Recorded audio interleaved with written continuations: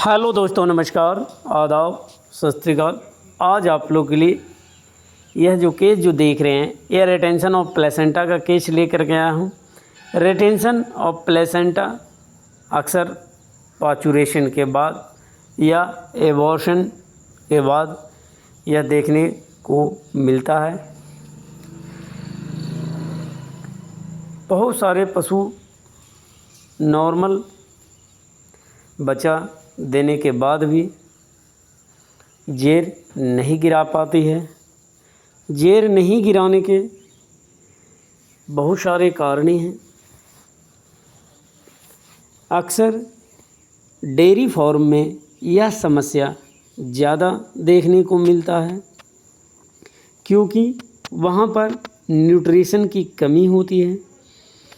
Parturition के बाद hormonal problem से भी जो प्लेसेंटा होता है वो नहीं गिर पाता है, क्योंकि बहुत सारे पशुपालक ऐसे भी होते हैं जो बच्चा देने के बाद न तो दूध निकालते हैं और न ही बछड़े बछिया को भी पिलाते हैं, जिसकी वजह से ऑक्सीटोसिन हार्मोन का जो प्रभाव होता है वो कम हो जाता है, जिससे प्लेसेंटा रुक जाता है।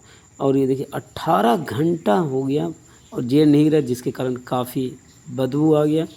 और हम अपने टीम को बता रहे हैं कि ये जो है इसमें काफ़ी बदबू आ गया, सड़न इसमें होना शुरू हो गया।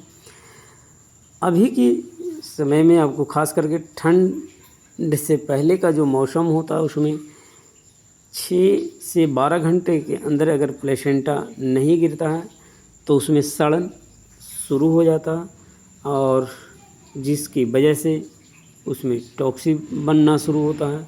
और टॉक्सिक बनने के कारण पशु का जो है टेम्परेचर आ जाता है, फीवर आ जाता है, जिसकी वजह से पशु जो है वो एनोरेक्सिया में चला जाता है और पशु चारा खाना बंद कर देता है। इसीलिए जब भी पशु या गाय बच्चा देती है तो उसे सबसे पहले तो आप एकांत जगह पर ज़रूर रखें, ताकि जो पशु है वो पाचुरेशन के बाद आराम से बैठ सकें, क्योंकि भीड़ में पशु बार बार खड़ा होने के कारण पशु जो है वो प्लेसेंटा को नहीं गिरा पाती। पशु को का जो बच्चे होते हैं उसे बार बार पिलाया करें, नहीं तो थोड़े थोड़े देर पर 3-3 घंटे पर थोड़ा थोड़ा दूध निकालते रहें, जिससे पशु में ऑक्सीटोसिन हार्मोन का प्रभाव बढ़े, जिससे यूट्रस का जो कॉन्ट्रैक्शन है उसमें जो संकुचन है वो बढ़े, जिससे प्लेसेंटा धीरे धीरे छोड़ देती है। बहुत पशुपालक इस भ्रम में रहते हैं कि अगर जेर निकालने से पहले अगर बच्चे को पिला देते हैं या दूध निकाल देते हैं तो मिल्क फीवर में पशु चला जाता है, जिससे कारण पशु ठंडा जाता है, जिस वजह से है कि प्लेसेंटा नहीं गिरा पाते। यह पशुपालक जानकारी के अभाव में ऐसा होता है। लेकिन यह जो पशु जो आप देख रहे हैं, इसको पशुपालक ने दूध भी निकाला, क्योंकि इसका जो फीटस था वो डेड कर गया था। इसको बार बार दूध भी निकाला, लेकिन इसके साथ इसमें यूट्राइन टॉनिक का भी पशुपालक ने बताया कि इसको यूट्राइन टॉनिक भी पिलाया। साथ ही ऑक्सीटोसिन हार्मोन को बढ़ाने के लिए इन्होंने उसमें दवा का भी इस्तेमाल किया। फिर भी प्लेसेंटा 18 घंटा होने के बाद भी नहीं गिरा। जितना आप शुरू में इसका प्लेसेंटा देख रहा था उतना ही था। प्लेसेंटा कोटिलैंडन से जुड़ा हुआ रहता है। कोटिलेडन यूट्रस में 72 से 120 कोटिलेडन होते हैं। हर कोटिलेडन से प्लेसेंटा को छुड़ाना रहता है, इसीलिए प्लेसेंटा को बाहर से नहीं खींचा जाता है। प्लेसेंटा तभी निकालना चाहिए जब उसके बारे में पूरी जानकारी होना चाहिए। बहुत लोग प्लेसेंटा को ईंट पत्थर से बांध देते हैं।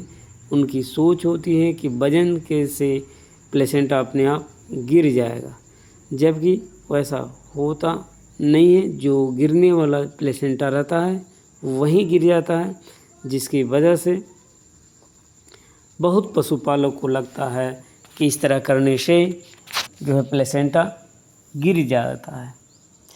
प्लेसेंटा के लिए आपको हर कोटिलेडन से छुड़ाना होता है। बहुत लोग उसे खींचने की कोशिश करते हैं कि खींच करके प्लेसेंटा को निकाल लिया जाए। यह कभी ना करें, क्योंकि इससे अंदर में टेयरिंग होने लगता है। जब ज़्यादा टेयरिंग होगा तो वहाँ ब्लीडिंग आना शुरू होगा। जब ब्लीडिंग होगा तो फिर उससे पशु जो है वो खाना पीना बाद में बंद कर देता है, और वो पशु जब खाना बंद कर देती है तो उसमें फिर किसी भी प्रकार का सुधार होने का में काफ़ी परेशानी होता है। इसीलिए जब भी आप प्लेसेंटा निकालते हैं तो हर कोटिलेडन से एक ही कोटिलेडन से जेर को छुड़ाएं। जब एक ही कोटिलेडन से आप जेर को छुड़ाएंगे तो ब्लीडिंग नहीं होता है। बहुत ही नाम मात्र का अगर हुआ न तो ब्लीडिंग होता ही नहीं है, क्योंकि पाचुरेशन के बाद जो है वो प्राकृतिक चीज़ है कि वहाँ से जो फीटस से जुड़ा होने की वजह से जैसे ही फीटस वार होता है तो ब्लड का जो सप्लाई होता है वो धीरे धीरे प्लेसेंटा में कम होने लगता है और वो नेक्रेटिव हो जाता है। इसीलिए कभी भी बच्चा निकालने के बाद प्लेसेंटा नहीं निकालना चाहिए। और प्लेसेंटा निकालने के बाद उसमें आप ओरिप्रीम आयु का बोलस ज़रूर डालें, साथ में इसमें टेटनस का इंजेक्शन ज़रूर लगाएं, एंटीबायोटिक का इस्तेमाल ज़रूर करें और एनाल्जेसिक का इस्तेमाल ज़रूर करें, ताकि आगे इसी